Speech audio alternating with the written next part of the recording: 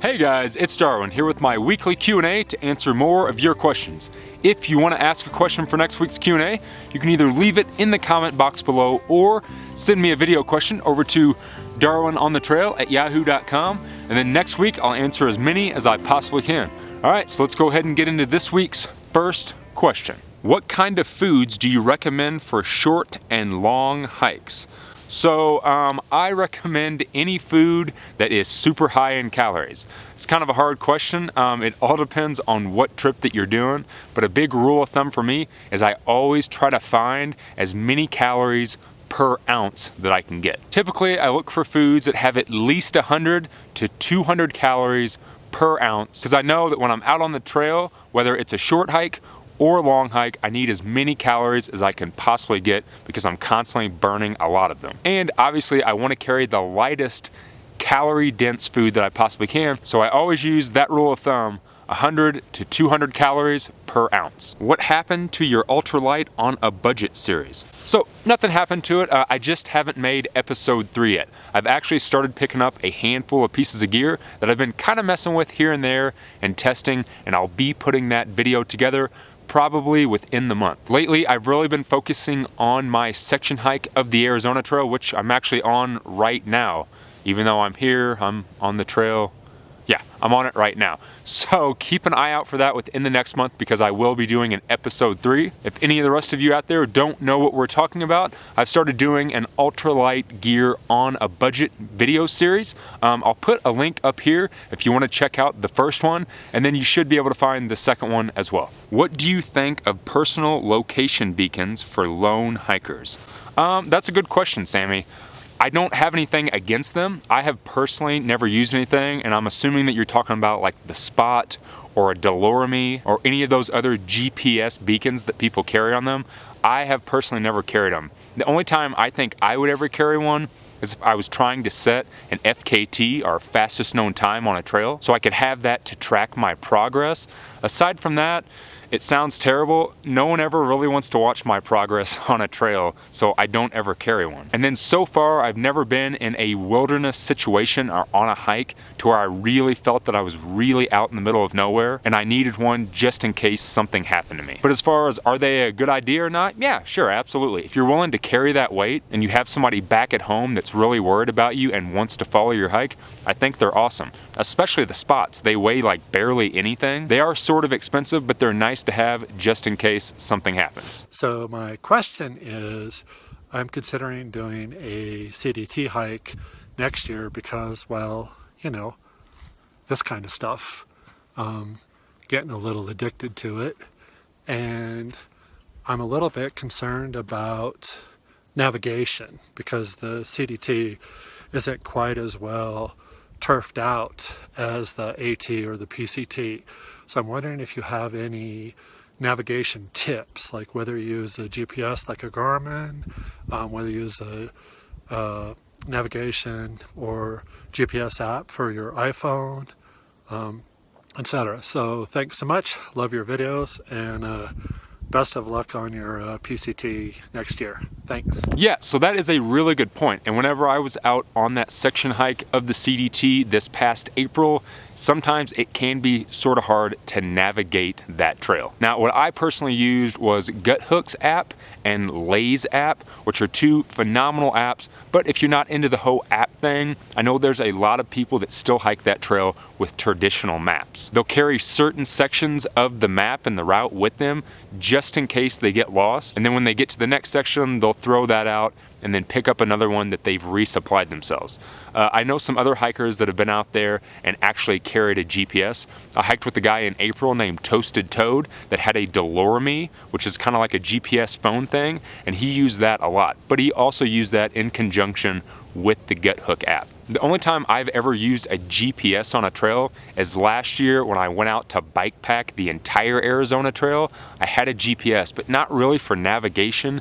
It was more to track my progress because I had planned on taking that data and using it for something. I was actually going to be writing a guide for doing that trail. It didn't work out, so all that information just kind of got dumped to the side. But yeah, I would suggest if you're going to be completely through hiking the CDT, you know, download Guthook on your phone, have a paper map as well, and if you feel like you need a GPS, grab one of those too, because that trail can definitely be hard to navigate in some areas. Do you plan for any future bike packing? No, I actually have kind of put bike packing on the back burner, and it's just because I have that through hike of the PCT next year. So because of that, this next year, I'm really going to be doing a lot of smaller backpacking sections and hiking sections, trying out different gear, really figuring out what my main setup is going to be for the PCT, and just to be able to make more hiking content. Now, I absolutely love bike packing, and I really got obsessed with it last year for a few months, if you guys didn't notice, and I will eventually return to doing more bike packing specific videos. But for right now, yeah, I have nothing on the books. It's just kind of on the back burner, and it's all about hiking and getting ready for the PCT. What means to charge your photographic equipment do you use on the trail? And are there any solar chargers you recommend? The PCT has many sections where wall sockets are few and far between. So that's a good question, and I've touched on it a handful of times. I've never used a solar charger. I've thought about picking one up just to test it and kind of give my thoughts on it, because I've never really spent a lot of time with it. When I was out on the Appalachian Trail, having something like a solar charger is completely worthless because you're totally in a canopy of trees all the time, so you're never getting sun. Now, out on the PCT or the CDT in the big desert sections, it's totally a different story. You could totally use a solar panel and it would be great. But I've always just carried a battery pack. So actually right now my phone is charging with this guy, which is a Blitzwolf 9,000 milliamp charger. So sometimes I'll just carry something as big as this, and this is usually enough between towns to charge my phone a couple times and charge my camera a couple times. And then other trips, if I know that I'm going to be going longer sections, I'll carry a bigger battery pack like this big Rav Power, which is 22,000 milliamps. So it really all depends on what trail that I'm doing and what battery pack. But I've never carried a solar charger. I always just carry one of these battery packs, and that does me fine.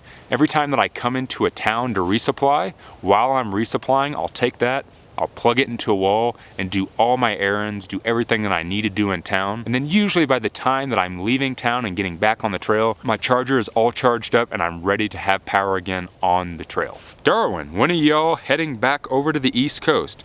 Y'all, you must be over at the East Coast. We actually plan on heading back to the East Coast as soon as I finish up with the PCT next year. So we'll actually be heading back out, and our plans as of now is we're going to be heading to Virginia right around the AT to probably like Damascus, Virginia or Daleville, because during the through hiking season for 2019, we want to be out there to do some trail angeling. We want to do some trail magic. We want to re-hike some sections of the trail. And then we also want to do some trail work for the ATC. So probably the end of next year, definitely 2019, we'll be back out there and we'll see you. So you chose the Niro over Blast unless you have to carry water? I own the Arc Zip because I have to carry a lot of water in the Texas desert, but I'm very interested in purchasing the Niro. When would you use the Blast over the Niro? So that's a good question, and I've actually been getting a lot of comments on that.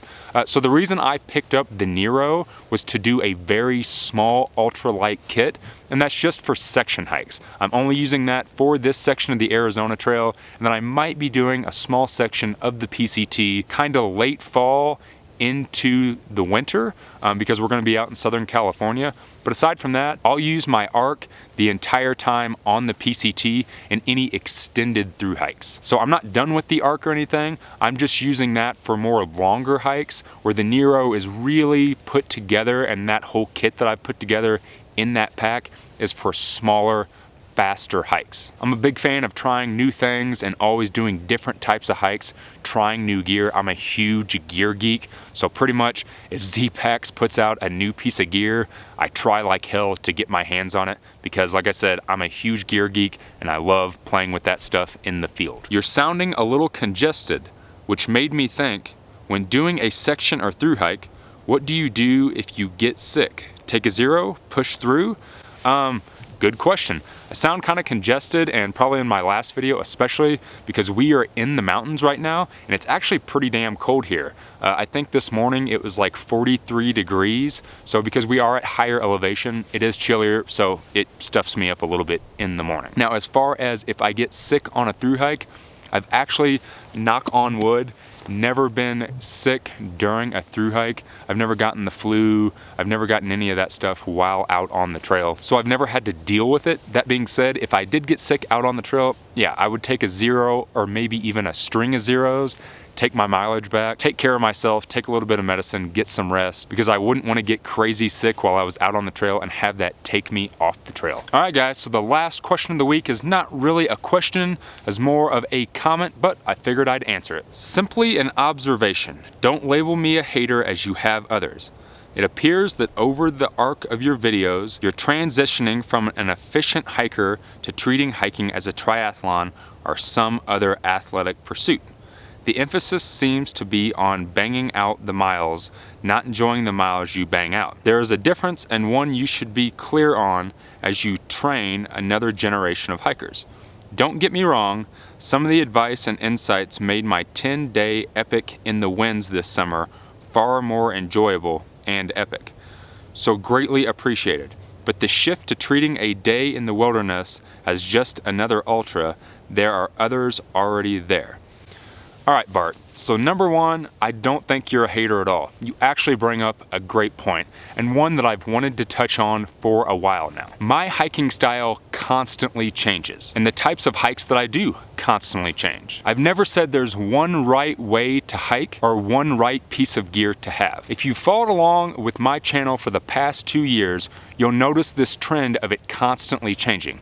So if you watched my channel 2 years ago, for that first year, it was about nothing but the Appalachian Trail. Why? I had just gotten off the Appalachian Trail and I was about to start hiking the Appalachian Trail again. Once I got done with the Appalachian Trail, all of my videos shifted to bike packing. I did nothing but bike packing videos for about 4 months straight before I went on my bike packing trip of the Arizona Trail. After that, they went back to general backpacking. From there, all of my videos went to PCT prep, and they're gonna go back there. But lately, all of my videos have been about going ultralight and going faster, because I am currently right now on the Arizona Trail. And for that trail, I wanted to go crazy ultralight and I wanted to go fast. Why? I've never done that trail before. I've never done that hike before. And I'm constantly trying and doing different hikes that I've never done. So my media is constantly changing with what I'm currently hiking. Whether that's a long distance trail, whether that's just a section, a bike packing trip. Hell, if tomorrow I decided that I wanted to take up mountaineering, all of my videos on my channel would go to mountaineering videos. My channel has never been about one type of backpacking or one type of hiking.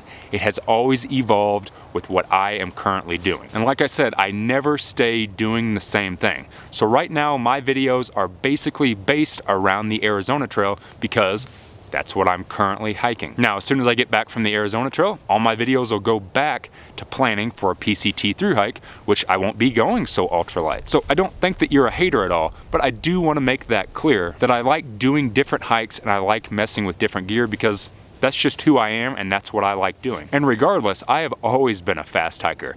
You can ask Snuggles, even back in 2015 and 2016, I like to hike big miles and I like to hike fast. That's always been my style. I've never said not to or that I don't. And things like going stoveless. Back in 2015, Snuggles and I went stoveless for about a month just because it was too hot to eat. So I've always done these things. It's just what videos and what advice you hear me say and you see me do bases that opinion. And I've always tried to drive that point to you guys as much as possible, that as backpackers and as hikers, we have to constantly evolve, try new things, use different gear, do different trips, try new food, because there's no one right way or one wrong way to hike or backpack.